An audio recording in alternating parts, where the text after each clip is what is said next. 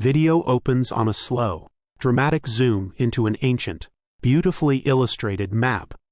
The camera glides over familiar continents before moving out into the vast, empty expanse of the Atlantic Ocean. In a dark, unexplored corner of the map, we see a drawing of a terrifying sea serpent, and beneath it, the elegant, ominous script Hic Sunt Dracones, narrator Hic Sunt Dracones here. B. Dragons.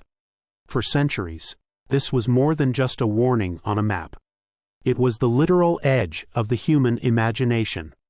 It was a placeholder for the sum of all our fears, the monstrous, the unknowable, the abyss from which there is no return. Imagine you're on that ship. The year is 1492. Every creak of the hull sounds like the ship is breaking apart. For weeks, you've seen nothing but an endless, hostile horizon. The water you drink is stale. The food is riddled with weevils. The man next to you is dying of scurvy. There is no GPS. No rescue helicopter. No one even knows where you are. To turn back is to admit failure and face a brutal return journey. To go forward is to sail directly into the mouths of those dragons. Or worse, to tip over the very edge of the world. This wasn't just a physical journey. It was a psychological crucible of the highest order. The intense storm footage crossfades into a series of quiet, modern-day shots, a young entrepreneur staring at a blank business plan, an artist looking at a vast, empty canvas, a person holding a resignation letter, their hand trembling slightly before they knock on their boss's door. You may not be crossing the Atlantic in a wooden ship, but you know this feeling. We all do. Your uncharted ocean might be starting that business. It might be moving to a new city, leaving a comfortable job, or ending a relationship that feels safe but is holding you back. Your personal map has its own section, right on the edge of your comfort zone, where your own mind whispers, "Here be dragons." We see stoic portraits of Christopher Columbus, Ferdinand Magellan, and Vasco da Gama, but the camera focuses on the subtle anxiety in their eyes, the tension in their expressions. So what was the difference? What separated the visionaries, who redrew the map of the world, from the millions who stayed safely on the shore? The common answer is that they were fearless.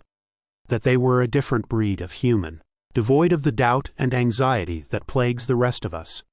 And that common answer is completely wrong. Their journals, their letters, the accounts of their crews, they all tell a story not of fearlessness, but of profound, bone-deep fear. They were terrified of starvation, of mutiny, of storms, of getting lost in an endless sea. They were human. Their secret wasn't the absence of fear. It was a mastery of it. They developed a psychological toolkit for navigating extreme uncertainty. They had a system for managing the terror of the unknown. In this video, we are going to unpack that toolkit. We will deconstruct the mindset of the world's greatest explorers to reveal 3 practical, powerful strategies they used to sail right into the jaws of the dragon and discover a new world on the other side. These are not just historical curiosities, they are timeless tools you can use, starting today, to conquer the blank spaces on your own map. Narrator: the first tool is a radical shift in focus. When you are surrounded by an overwhelming, terrifying unknown, you do not stare into the abyss. You look up.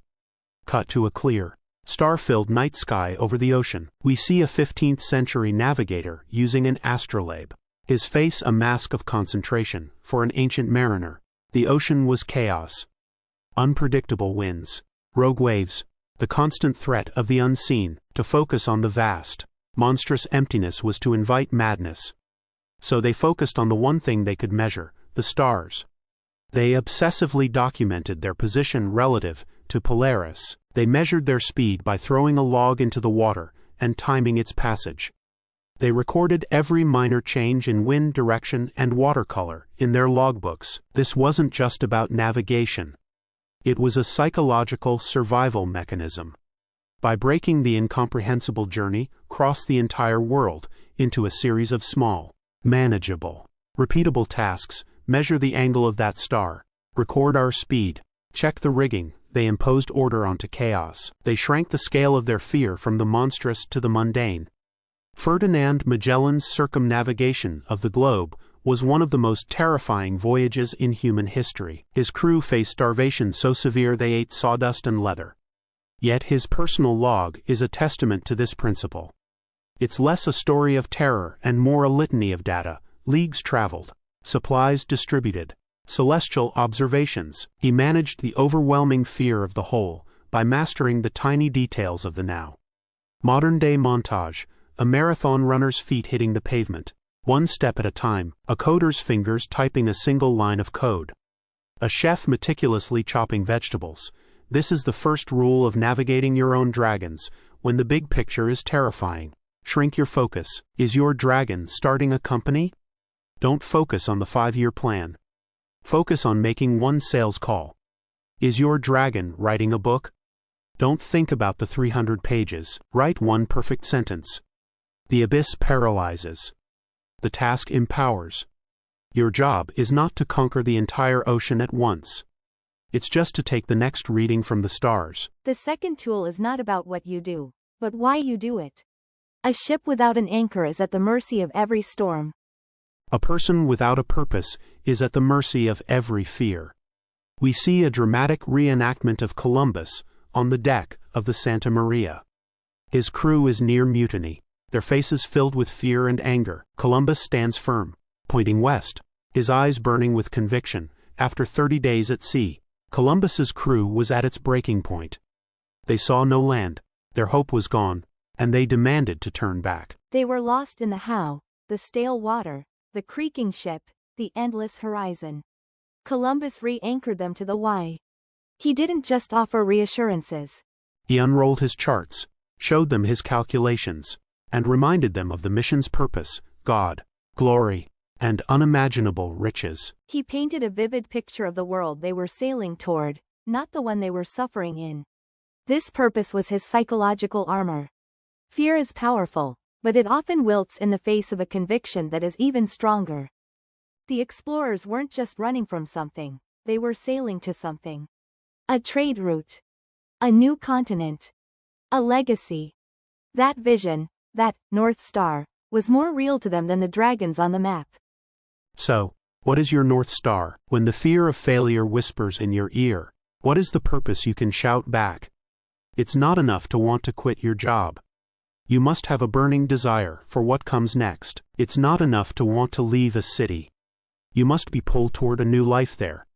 Define your indies, write it down. Visualize it.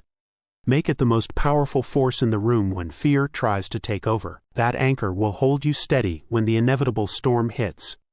The final strategy seems counterintuitive. It's not about ignoring the dragons. It's about studying them. We see historical drawings and schematics of caravels, highlighting their reinforced hulls and advanced sail plans. We see a ship's hold being methodically packed with provisions. The great explorers were not just bold visionaries, they were paranoid project managers. They engaged in an exercise we would now call a pre-mortem. They sat in the safety of the port and imagined every single thing that could go wrong. What if the hull splinters? We bring a master carpenter and extra lumber. What if we can't find fresh water? We bring more casks than we think we need. What if we meet hostile natives? We bring trinkets for trade and cannons for defense. Vasco da Gama, before his revolutionary voyage to India, studied the journeys of his predecessors, noting where they failed. He chose his ships specifically for their durability and cargo space. He planned for the worst-case scenario. This may sound like it would increase anxiety, but it does the exact opposite. Vague, undefined fear is paralyzing. What if something bad happens is a question with no answer. But a specific, anticipated fear, what if we are becalmed for 2 weeks, is a problem you can solve. We will ration our water and food according to this plan, by planning for the storm. You rob it of its greatest power, the element of surprise. You build confidence not that nothing will go wrong, but that you are equipped to handle it when it does. Modern day, a person on a laptop, building a detailed budget and saving an emergency fund. A public speaker practicing their speech in front of a mirror, anticipating tough questions. A firefighter meticulously checking their equipment. So, map your own dragons. Look at your journey and ask the hard questions. What is the most likely point of failure for my business? What is the biggest emotional challenge of ending this relationship? What is my contingency plan if I don't find a job in that new city right away? Confronting the worst-case scenario doesn't make it more likely to happen. It makes you the captain of your ship, not a passenger. It transforms you from a victim of circumstance into a prepared, resilient navigator. The screen fades to black. Then, inspiring music swells as we see a montage of the modern-day individuals from before, now taking action. The entrepreneur types the first sentence of their business plan. The artist makes a bold, confident stroke on the canvas. The person's hand, no longer trembling, knocks firmly on their boss's door. Narrator: the maps of our world are now filled in. There are no more dragons lurking in the corners of the ocean. But the maps of our own lives, of our own potential, are still vast and largely unexplored. And in those blank spaces, our own minds draw the dragons of doubt, anxiety, and fear. The lesson of the age of discovery is not that we should be fearless. It's that we are all capable of being courageous. Courage is not the absence of fear, it is the judgment that something else is more important. So, break down your journey into manageable steps, anchor yourself to a powerful why, and stock your ship for the storms you know are coming. The dragons will still be there. They will always be there, but you will have the tools to sail right past them. Final shot. The camera pulls back from a modern satellite view of the Earth. Beautiful and fully explored. The ominous text, Hic Sunt Dracones, appears over a blank space. But this time, it's over the viewer's own heart. The text then softly fades, leaving just the image of our world. Waiting. Narrator: there's a dangerous illusion that comes with planning. We think a perfect map, a perfect ship, and a perfect purpose are enough. But the explorers who succeeded knew that no plan survives contact with the ocean. Your North Star tells you where to go. Your daily readings tell you where you are. But the currents, the unseen forces of luck, chaos, and circumstance, are what you must navigate in real time. The fourth tool is about adaptation. When Portuguese explorer Bartholomew Dias rounded the tip of Africa, he didn't even know he'd done it. A violent storm blew his ship so far south, into the open and unknown ocean, that for 13 days he saw no land. He was utterly, terrifyingly lost. But when the storm passed, he didn't just sail back the way he came. He sailed north, expecting to hit the coastline of Africa he knew. When he found land, he then turned east, and found nothing. Only ocean. In that moment of profound disorientation, he realized the storm hadn't been a disaster. It had been a revelation. It had pushed him past the edge of the map. He had survived the dragon's lair, and in doing so, had found the path to the Indies. He didn't fight the current, he learned from it. He adapted his plan based on the new, terrifying reality he found himself in. Modern-day montage: a chef tasting a sauce and immediately adding a new ingredient, changing the recipe on the fly. A GPS on a car dashboard recalculating the route due to an unexpected traffic jam. A musician improvising a solo during a live performance. Your journey will have storms. The market will shift. Your initial idea will be flawed. You will be blown off course. The rigid navigator breaks their mast, trying to fight the wind. The master navigator adjusts their sails. Don't just ask, "Am I on track?" Ask, "What is this unexpected current telling me?" Sometimes the obstacle is not an obstacle, it is the way. Your greatest setback might contain the seed of your greatest discovery. Be determined in your destination, but flexible in your route. Narrator: these 4 strategies are the foundation, but to truly master the psychology of the unknown, we need to go deeper. The greatest captains didn't just use these tools, they internalized them. They lived by 2 unwritten laws. This first law is about manufacturing hope. On a journey into nothingness, the human mind can starve long before the body. The explorers understood this. They became obsessive hunters of evidence, any sign, no matter how small, that they were on the right path. We see the logbook of the Santa Maria. The camera pans over an entry from October 1492, days before he made landfall. Columbus's journal becomes electric with tiny details. He notes a green reed floating in the water, a type of bird that never sleeps more than 20 leagues from shore. a carved stick, clearly worked by human hands. To his mutinous crew, this was nothing. To Columbus, it was everything. It was proof. This wasn't just observation, it was a psychological strategy.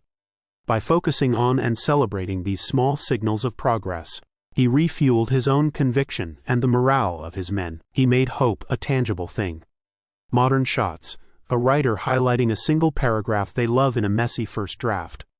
A founder circling a small, positive metric on a sales report. A person recovering from an injury, taking a single, unassisted step and smiling. When you are deep in your own uncharted ocean, you must do the same. Don't just focus on the destination. Hunt for the driftwood. Did you get one positive comment on your project? Celebrate it. Did you stick to your new habit for 3 days in a row? Acknowledge it. Frame your first dollar earned. Pin the one encouraging email. These small wins are your psychological rations. They are the signals from a shore you cannot yet see, and they are the fuel that will get you there. Narrator: there is a myth of the lone explorer, a solitary genius against the world. It is a complete fiction. Every single one of these voyages was an exercise in extreme teamwork. And the most critical decision a captain made was who stood beside them. The journey into the unknown is a psychological echo chamber. Fear is contagious, but so is courage. The people you surround yourself with, your first mate, will either amplify your doubts or reinforce your resolve. When Magellan's crew mutinied in the Straits of South America, it wasn't his singular will that saved the expedition. It was his core group of loyal officers who stood with him, who executed his plan, and who turned the tide. He had chosen men who shared his North Star. Modern-day shots, 2 co-founders working late into the night, encouraging each other. A close friend listening intently as someone shares their fears, offering support. A mentor patiently guiding a protege. Who is on the deck of your ship when the storm hits? This is not a trivial question. Starting a business, making a life change, pursuing a creative vision, these are lonely journeys. You must consciously, deliberately, choose a first mate. This could be a co-founder, a spouse, a mentor, or a small group of trusted friends. Not people who simply tell you what you want to hear, but people who will remind you of your North Star when you forget it. People who will pass you the rations when your own hope runs low. People who will help you read the currents when you are lost. Your fear is your own, but your courage can be shared. Choose your crew before you set sail. The screen fades to a final, breathtaking shot. We are looking down at the Earth from space. In silence, the sun slowly crests the curve of the planet. Narrator: the edge of the map was never a physical place. It was always a psychological one. It was a line drawn by fear, and erased by courage. The tools are not complex. Look to the stars, not the monsters. Anchor to your why. Prepare for the storm. Adapt to the currents. Celebrate the small signs of land, and sail with a worthy crew. This is the timeless wisdom of the age of discovery. It is the inheritance left to us by those who sailed into the darkness, so that we could live in a world of light. Their final lesson is this: the dragons are real. They are loud, they are terrifying, and they guard the things we want most. But they are not, and have never been, more powerful than a single, well-stocked ship, with a steady hand on the tiller, and its eyes fixed on a new dawn. Narrator: there is a part of the journey that the legends rarely mention, because it isn't dramatic. It isn't a battle with a kraken, or a fight against a hurricane. The most insidious dragon isn't the storm, it's the silence. The stillness. The endless, windless calm. Sailors called this the Doldrums. A region near the equator where the winds disappear for weeks, sometimes months, on end. A ship could be trapped in a perfectly flat, glassy sea under a burning sun, making no progress at all. Cut to a harrowing reenactment. A ship sits motionless on a placid, sun-drenched sea. The sails hang limp. Men lie listlessly on the deck, their faces gaunt and despairing. The only sound is the gentle lapping of water and the creak of the ship. This was Magellan's nightmare during his crossing of the Pacific. For 99 agonizing days after clearing the strait that now bears his name, his ships were becalmed, the water went foul. The food ran out. The sun was relentless. For the crew, The violent terror of a storm was preferable to this psychological desert. This motionless purgatory. This is where hope truly goes to die, not in a bang, but in a slow, silent fade. So what did the master mariners do? They understood a critical principle. A ship at rest is not a ship in decay. It is a ship in preparation. They couldn't sail, so they did everything else. They mended the sails. They scraped barnacles from the hull.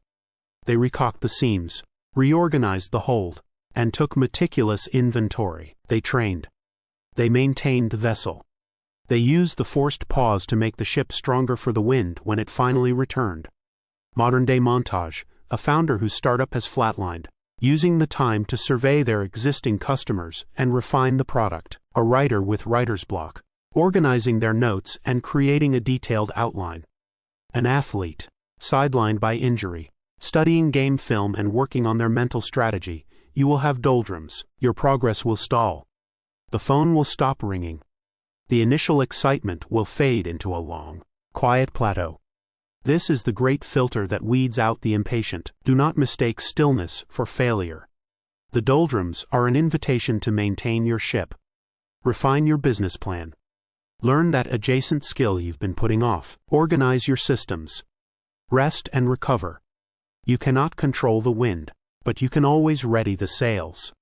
When the breeze of opportunity finally returns, and it will, you will be the first to catch it, stronger and more prepared than before. Narrator, this leads us to a final, crucial distinction, a mindset that separates the lucky amateur from the legendary professional.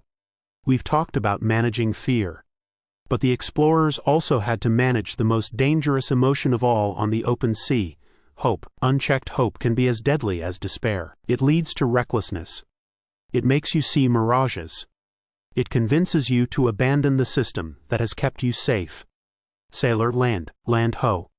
The crew below erupts in cheers, embracing. The captain rushes to the rail, squints, but sees nothing but a heat haze on the horizon.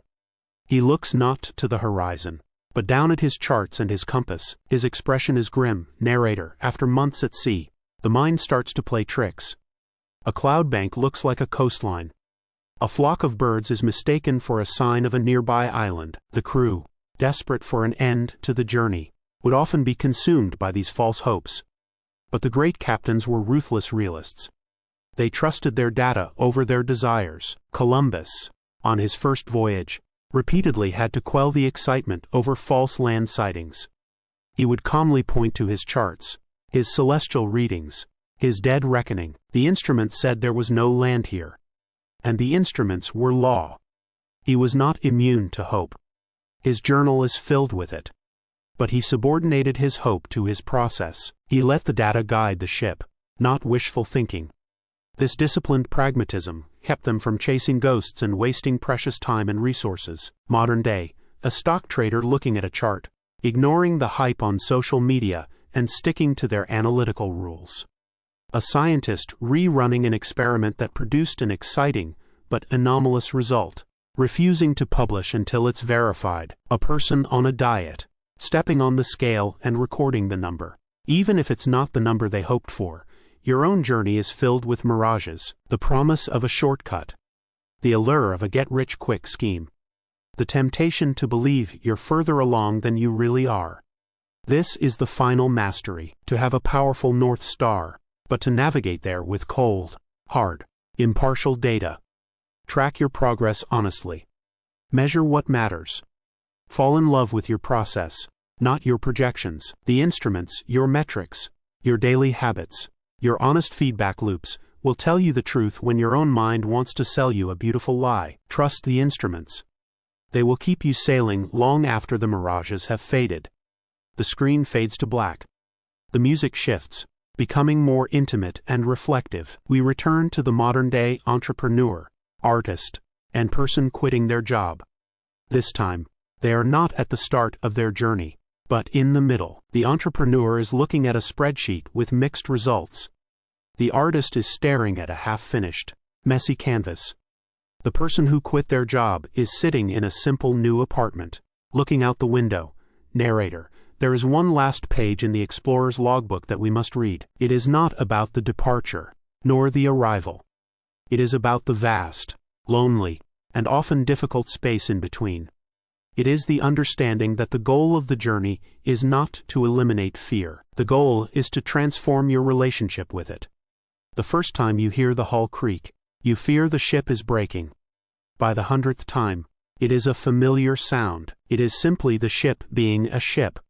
The fear does not vanish, but it is integrated. It becomes data. The first dragon on your map is a monster. But once you have sailed past it, you realize it was only a marker, a signpost for the edge of your own experience. The next dragon you see on a map doesn't fill you with the same primal dread. It fills you with a different feeling, recognition.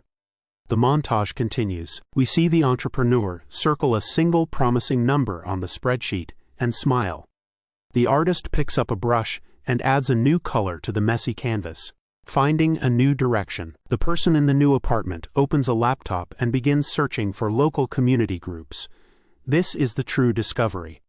Not a new continent, but a new self, a self that knows it can survive the storm. A self that knows how to wait out the doldrums. A self that knows the difference between a mirage and a shoreline. A self that no longer sees fear as a command to stop, but as a compass point, indicating precisely where the most important work needs to be done. Your own map is waiting. The blank spaces are not a void to be feared. They are a territory to be claimed. Narrator, sail on.